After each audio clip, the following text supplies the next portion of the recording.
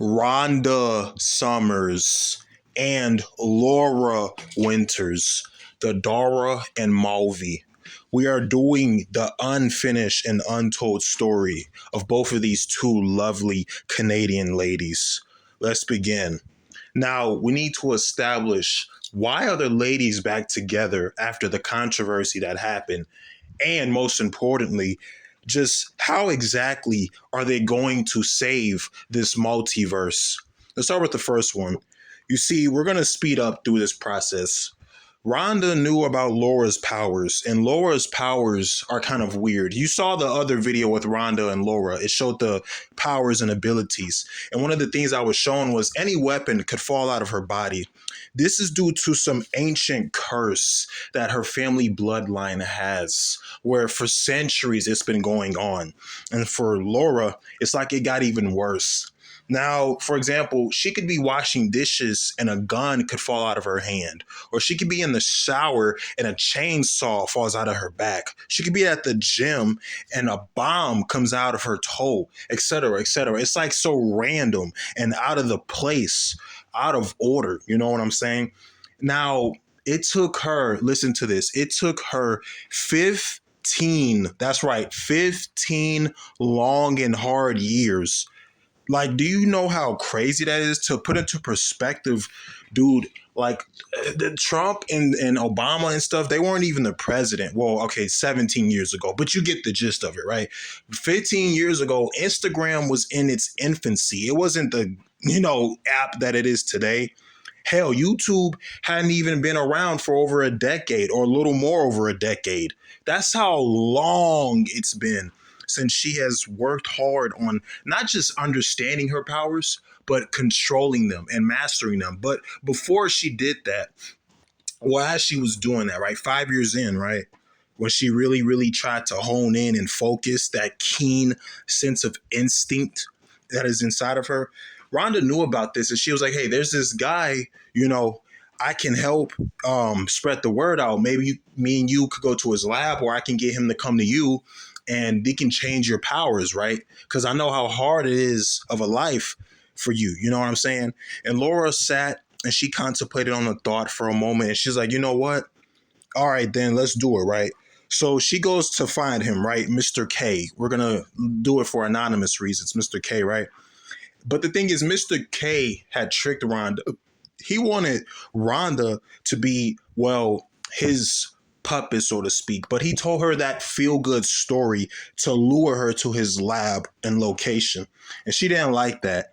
They had a fight. Obviously, Rhonda won. But now Rhonda had to go back and tell Laura the unfortunate news. Now, due to Rhonda's jokes and how she sings songs and dance, and Laura is the opposite. She's like more calm, kind of has a foul mouth, ill-mannered, hot temper. The classic super silly versus super serious, due to and Rhonda likes to break the fourth wall a lot. She makes a lot of DC, Marvel, Star Wars, Sonic the Hedgehog references, even NBA here and there, wrestling, all kinds of stuff. So I thought I would throw that in there. Her fourth wall ability is pretty funny, but due to Rhonda's kind of goofy nature at times, when she was trying to delay the message or relay the message to Laura, Laura thought Rhonda was, bullshitting her, giving her the runaround and just joking. But Rhonda was trying to be as sincere as possible.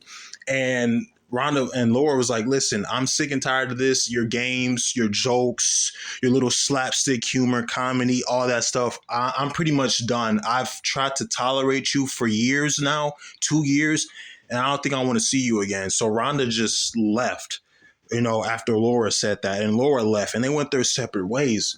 But the thing is that they had to get back together to save the multiverse, because Brenda was out doing her own thing. Patricia was doing her own thing. Sally Steve was doing her own thing. Tiffany Strauss was doing her own thing, etc., etc.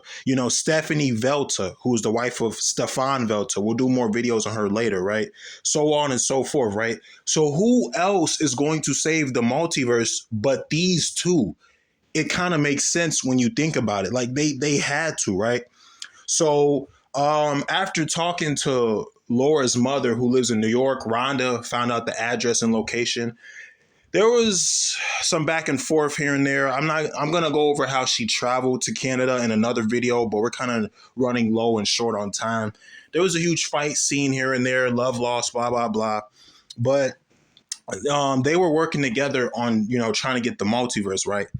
But the problem with this is that Laura still had that resentment towards Ronda because, yeah, Laura has finally understood and mastered her powers, right? Her weapons don't just fall out at random. She can control them whenever they come out of her body, right?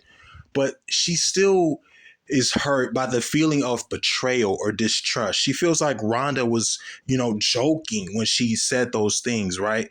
But Rhonda is trying to prove that she was being sincere this whole entire time.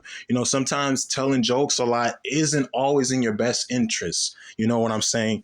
So basically, they're talking back and forth in the woods in Canada, and they're just trying to like get each other's viewpoints home. And then Laura, she just snaps. She's like, Rhonda, just shut the fuck up already. All you do is laugh and giggle. I don't really like you like that. You lied to me. You betrayed me. And now I'm supposed to trust you? What if we're saving the multiverse and you lie and betray me again? How can I trust you? You see what I'm saying? And she was like, I don't even know why you want me to be part of this fucking little team anyway. And then this is where Rhonda breaks character. No longer the happy-go-lucky, breaking the fourth wall, all that stuff, the sex jokes, vulgar, you know. She's like, ever since I was a little girl, ever since I could remember, I always wanted to feel like I belong. I always wanted to feel like I matter. And then Laura stops. She turns and slowly looks in Rhonda's direction, not fully at Rhonda, but in her peripheral vision. And then she fully faces Rhonda and says, all I ever wanted to do was be the person who my father thought I was before he killed himself. And Rhonda and Laura are quiet now. No arguing, no bickering, no back and forth. And Rhonda, she slowly nods her head and is like, look, I understand. I understand. I think about my father every day, you know? I think about my mom every day, you know? Laura and Rhonda, Dara and Mulvey, they look like they're finally on the same page. And for once they are. So they go back to New York City, New York, and the training facility where Rhonda's teammates and basically her family members now are helping the both of them train. You see, the one who's going to destroy the infinite universes, aka the multiverse, he's called the Beast. Not like an animal beast, but that's literally what it's called. It's like this big purple glowing energy ball, right? And inside of this ball are two hearts. On the left side is the left heart. On the right side is the right heart. If you could find a way to basically stick something inside of those hearts before they burst, yeah, you might get really injured or even die in the process, but at least the entire multiverse, millions, if not infinite lives can be saved, right? So they're training, right? You do the thing where they climb up the ladder or the rope, they get on there, they jump, they put the sticks in through the heart, boom. All right, good, right? But they got to train first because they didn't know how to do it at first. So they had to train and train and train and hustle, right? And one of the things that they were doing as they got done with training and sweating out of breath, Rhonda looks at Laura's neck and she's like, hey, Laura, I can't help but notice those two colors, the yellow and the blue on your neck. You never wore those before. What's up with that? And Laura, she kind of chuckles, another rare moment where she genuinely smiles. And she's like, listen, Rhonda, I'm wearing these two colors to honor both of my parents. But most importantly, I'm wearing these two colors because for the first time in my life, I am finally proud to be a hero. And it was once again genuine feeling and emotion, right? So not only is she wearing it to honor her mother and her father after all these years, she's wearing it because she's so ecstatic to be a hero. Now, The thing is, Ronda and Laura were finally going to save the multiverse. But before they did that, they gather around Ronda's teammates, right? From the Dara 2 movie or, story, film, whatever, right? And she's pretty much giving them a pumped up motivational speech. She's like, listen, boys and girls, we're about to go save that multiverse, universe, whatever you want to call it, right? But before I do, I just want to say, if this is the last time we ever see or hear from each other, I want to thank all of y'all from the bottom of my heart. It's been such an emotional roller coaster ride through these years. But if we're going to do this one last time, I want to do it together as a family.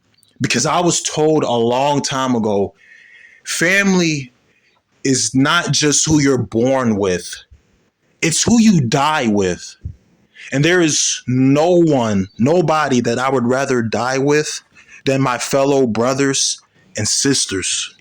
All of you, And some of them joined, some of them opted out, but, they eventually came around at some point. And she was like, I understand why you guys are scared. I mean, I am too. I don't blame you. I would run the other way. But that's the thing about heroes. They don't just face their villains.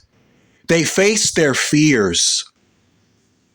And then, they all did a group hug. Ronda was crying, getting a little choked up. And Laura was like, come on, pussy. And she was like, shut up.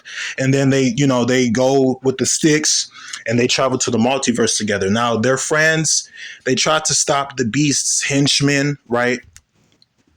They were holding off the beach henchmen, the henchmen of the Beast, right? And they did a good job. Laura and Ronda are running towards the heart of the Beast, and they're about to do the unimaginable, the unthinkable. Are they actually going to do it? Stay tuned, right?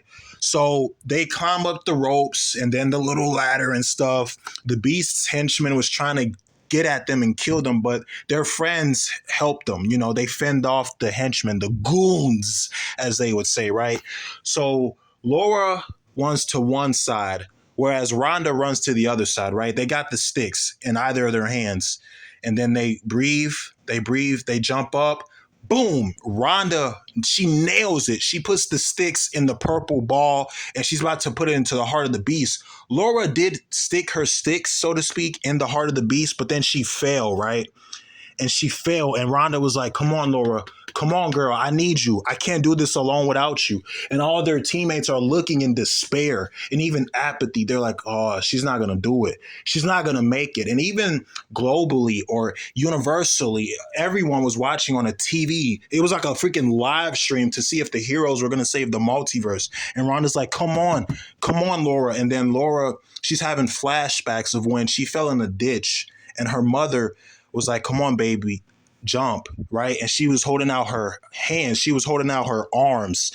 And Ronda looks up and that memory, that flashback shows Ronda jumping up and grabbing onto her mother's arms and her mother pulling her, right? So in this case, Laura looks up at the two sticks that are already inside of the purple ball. And then she digs down deep. She slams on the ground. She's, yelling in determination. And she jumps and jumps so high. And everyone was watching in silence and shock. And she finally grabs onto the sticks and gets a good grip on them. And Ronda's like, that's my fucking teammate. That's my teammate right there. And then they both took the sticks, put them into the heart of the Beast. When they put them into the heart, it exploded and a lot of body parts and chunks of their body went flying. But they both looked at each other and they nodded, even fighting through that fear and fighting through that pain, that adversity. You know what I'm saying? They fought through the fear and the pain to stop the Beast and save the multiverse, right? Now, they died. Yes, they died in the process. Rest in peace.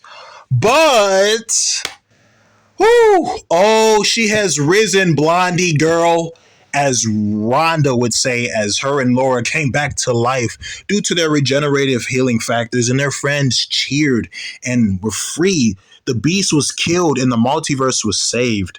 At what cost, though? I feel like this moment brought Ronda and Laura closer together than ever before. And that, my friends, is how Ronda Summers and Laura Winters, two girls from Canada, fought through fear and pain to save everyone and everything in the multiverse. Much respect and love to you all.